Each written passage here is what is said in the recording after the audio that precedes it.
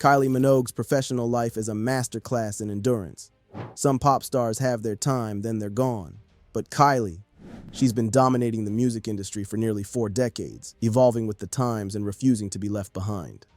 She's had massive highs, heart-wrenching lows, and multiple reinventions, each time demonstrating that she's more than a pop star. She's a cultural phenomenon.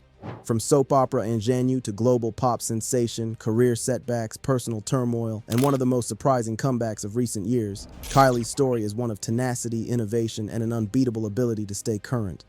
Kylie Minogue's rise to fame began in the mid-1880s when she landed the part of Charlene Robinson in Australian soap Neighbours. The show was a family favorite already, but Kylie's role as the feisty, spirited young mechanic turned her into a national heroine.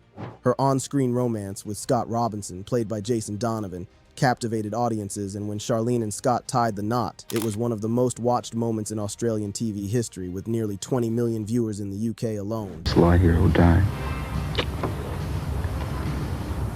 Charlene.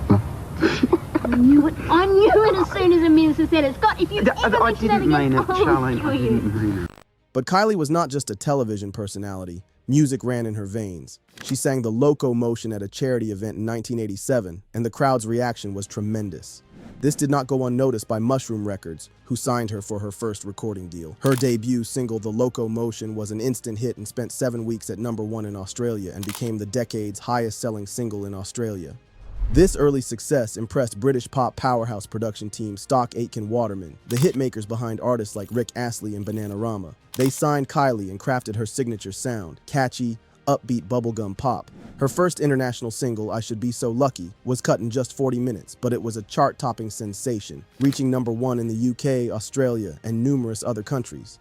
Kylie's music career skyrocketed, with hit after hit reaching the top of the charts. Got to Be Certain, Je Ne Sais Pas Pourquoi, and Hand on Your Heart solidified her position as a genuine pop princess. But Better the Devil You Know in 1990 was the absolute game changer. The song introduced a more mature, sophisticated Kylie, transitioning from teen idol to long-lasting pop star. By the late 80s and early 90s, Kylie Minogue was not only an actress who sang, she was a musical phenomenon worldwide. With her girl-next-door charm, undeniable talent, and unstoppable work ethic, she laid the foundations for what was to be one of the longest-running and transforming careers in pop music history. By the mid-90s, Kylie Minogue was ready to leave her radio pop beginnings behind. She was looking for creative control and was not opposed to taking risks. Breaking up with her longtime producers, she signed with Deconstruction Records, prepared to do something different musically. Her self-titled 1994 album ventured into R&B and house, to critical acclaim but not commercial success like in the past. Kylie, though, was determined to reinvent herself. Then came Impossible Princess in 1997, her most experimental work yet. Saturated with indie rock, electronica, and trip-hop influences, the album was a risky creative gamble, a move critics applauded in terms of its maturity and experimentation. Yet the fans, accustomed to her upbeat pop image, didn't accept the drastic overhaul. The album tanked, and Kylie's pop future for the first time was in question. In the meantime, her acting career was not going according to plan either. Roles in movies like Street Fighter in 1994 were met with horrific reviews, and Hollywood did not come calling. With her chart success slowing and movie efforts unsuccessful, many wondered if Kylie's star was fading.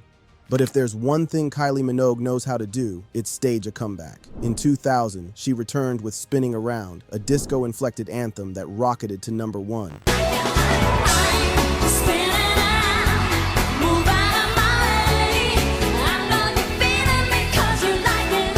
The song wasn't just a success, it was a full-blown cultural reset. And then there were those gold hot pants in the video, which were instantly iconic. Suddenly, Kylie wasn't just back, she was bigger than ever. Then came Fever in 2001, an album that propelled her to global superstardom. Its lead single, Can't Get You Out of My Head, was more than just a hit, it was a pop phenomenon. The song's hypnotic beat, futuristic fashion, and the la la la hook that you couldn't get out of your head dominated the airwaves. The single topped the charts in over 40 countries and went on to sell over 5 million copies, cementing its status as one of the pop classics of the decade. Kylie Minogue had not only reclaimed her throne, she was now legendary. With singles like Love at First Sight and Come Into My World, Kylie Minogue kept topping the charts, cementing her status as a global pop icon. Her dazzling performances and massive tours made her a pop culture icon. However, in 2005, at the height of her career, life took a dramatic and shocking turn. Kylie was diagnosed with breast cancer at just 36 years old. she was forced to cancel her showgirl tour and put everything on hold to focus on her health. It was devastating, not just for her, but for millions of fans worldwide. Yet Kylie faced her diagnosis with tremendous courage. Her battle with cancer turned her into a symbol of strength, inspiring many others who were fighting in the same manner. When she returned to the stage in 2006, it was more than a comeback. It was an emotional victory. Her Showgirl Homecoming tour was a testament to her resilience, showing the world that nothing, not even cancer, was going to stop her. Despite the setbacks, Kylie did not stop evolving musically. In 2007, she came back with a bang with X, diving headlong into electropop again with hits like In My Arms and Wow. She did not stop experimenting with her sound, and in 2012, she surprised her fans with the Abbey Road Sessions, a beautiful orchestral reinterpretation of her biggest hits. Then came Golden in 2018, a Nashville-recorded album that blended country and pop, a surprise, another reinvention, and another triumph. Dancing, the album's lead single, had messages of joy and resilience, which was a mirror of her life. In addition to her music, Kylie also turned into a fashion icon. Her provocative stage costumes, exquisite gowns, and trend-setting style continued to grab headlines. She embraced reinvention in music as well as fashion, gliding into each decade effortlessly. Her close connection to the LGBTQ+ community only grew stronger, with her music becoming club and pride event anthems worldwide.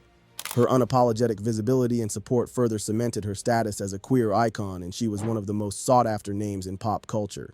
Unlike the majority of 80s acts, Kylie never fled into nostalgia. She persisted in breaking new grounds, not making reinvention a skill but her superpower. In 2023, something unbelievable happened. At a time when Kylie Minogue was meant to dial it down and take on legacy status, she took everybody aback with Padam Padam. The catchy dance banger immediately turned into a cultural phenomenon, taking over TikTok and social media by storm.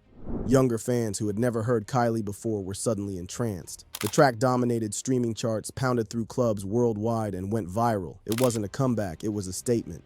Kylie Minogue wasn't just a pop legend, she was still defining pop music in the present tense.